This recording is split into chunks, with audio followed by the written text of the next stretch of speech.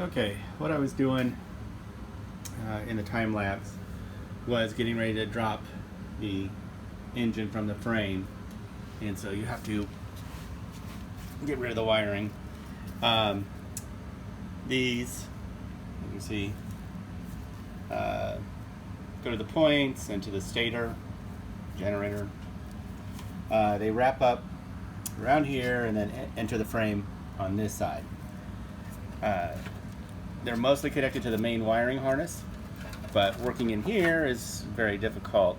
So what I did was simply loosen the main wiring harness up here so I could pull it through the neck, just enough to bring them outside and disconnect them from the main wiring harness.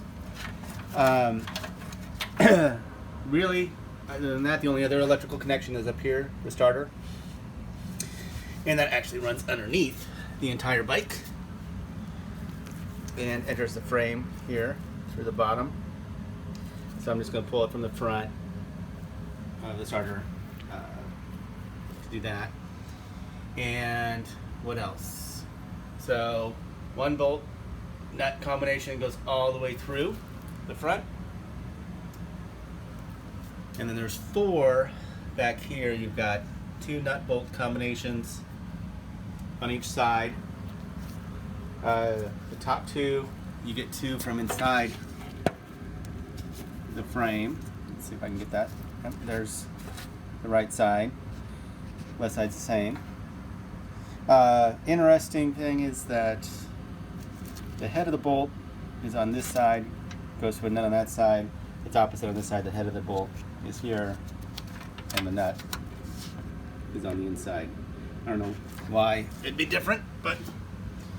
And then the bottom 2, you can see them right here. So those 5, that 1 wire, and this should be done. One more item before I drop the motor from the frame. Go ahead and drain the oil. And while I have it supported, I'm going to go ahead and drain it all out. Something I noticed on the starter wire is it's actually sitting behind that. This little clip bolted here to the bottom. So that also has to come out. Same here. And I think that's it.